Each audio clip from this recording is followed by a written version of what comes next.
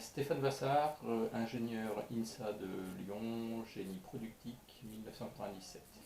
Pour vous parler de mon métier, je vais commencer par vous expliquer un tout petit peu mon parcours. Le choix de génie productique, je l'ai fait en 1994, troisième promo de génie productique, avec en fait, j'avais vraiment la volonté d'être un ingénieur généraliste avec le goût aussi bien pour l'électronique, la mécanique, le dessin industriel, l'automatique, l'informatique. Voilà, donc génie productique, c'était pour moi un choix assez évident, puisque ça combinait de la mécanique, de l'automatique et de l'informatique. Au cours de ma recherche de stage, j'avais trouvé un stage dans une entreprise qui proposait un stage sans projet vraiment défini, puisque ça parlait essentiellement d'études terrain, de diagnostic et d'amélioration continue. Voilà, c'est ce qui m'avait plu. À l'époque, l'amélioration continue, on en parlait assez peu. Le lean manufacturing était très peu développé dans les industries françaises. Du coup, j'ai fait ce stage et ça m'a permis de découvrir un service méthode qui, pour moi, était au centre de l'entreprise. C'était pas la conception produit, c'était pas la conception procédé, c'était pas la production, c'était un petit peu le lien entre tout ça. Comment faire en sorte qu'un produit développé soit fabricable.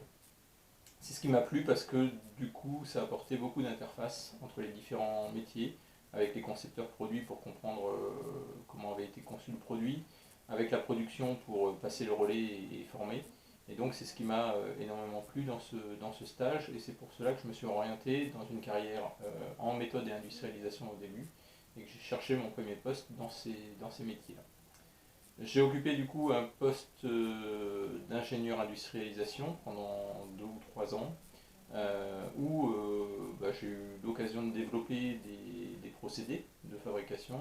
Et puis rapidement, je me suis occupé d'organisation industrielle, puisque j'étais dans une entreprise qui a vécu une très forte croissance dans les années, début des années 2000, puis une décroissance. Donc il a fallu dans un premier temps augmenter les capacités de production, les doubler pratiquement, et puis dans un second temps rationaliser. Donc beaucoup de réorganisation industrielle, beaucoup de déménagements, beaucoup de réimplantation de lignes de production.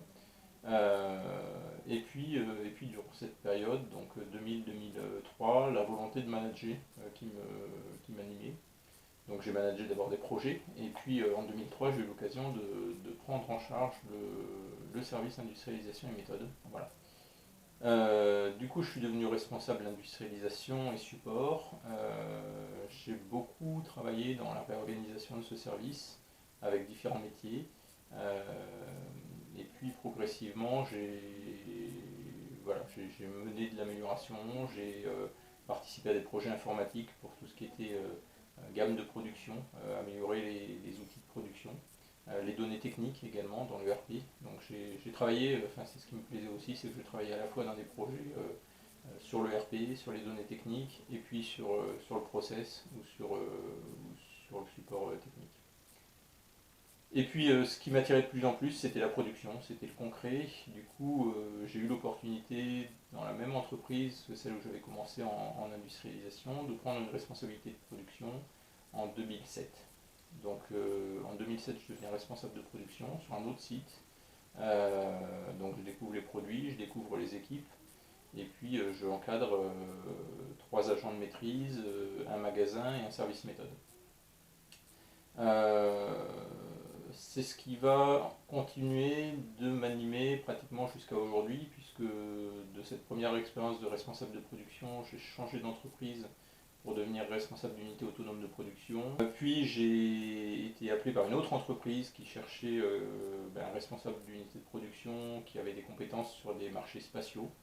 Comme j'avais travaillé sur des produits pour le marché spatial, voilà, j'ai été démarché ainsi et donc j'ai retrouvé un CDI dans une entreprise pour continuer à travailler en production avec beaucoup d'aspects d'amélioration continue, puisqu'on était sur des projets assez complexes où il fallait continuer à mener de l'amélioration continue, de processus, de procédés, etc. Voilà. Que dire de cette carrière et comment vous accompagner sur vos choix métiers? Je dirais que le service méthode, pour moi, encore une fois, pour des gens qui auraient envie de travailler dans l'amélioration continue, qui auraient envie d'avoir une vision globale de l'entreprise et de l'organisation, c'est pour moi, méthode et industrialisation sont pour moi des services clés. dans l'entreprise, même si ce ne sont pas ceux forcément qui sont les plus en vue. Le développement de produits, le développement de procédés et la production étant parfois plus sexy, on va dire. L'informatique, tout ce qui touche à l'ERP, au master data, intéressant aussi. Voilà, il faut être à l'aise avec l'informatique, il faut être à l'aise avec l'organisation, et là aussi c'est beaucoup de dialogue avec différents métiers, puisque on touche aussi bien aux produits qu'à la production à travers la gamme. Et puis le management, un dernier mot sur le management, pour moi c'était une évidence et une volonté. C'est quelque chose qu'il faut faire quand on en a envie. Bien souvent les gens deviennent managers parce que c'est un peu l'évolution naturelle, soit on devient expert, soit on devient manager. Quelque part, voilà, je recommanderais simplement de devenir manager si on en a envie, parce que là on touche à des compétences différentes. On est là pour motiver les équipes, pour leur donner du sens.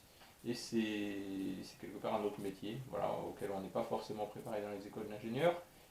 Peut-être un peu plus en génie industriel que dans d'autres structures, peut-être plus à l'INSA aussi que dans d'autres écoles, mais ça reste quelque chose, je dirais, qui doit se travailler et qui doit être vraiment une vraie motivation et un vrai intérêt.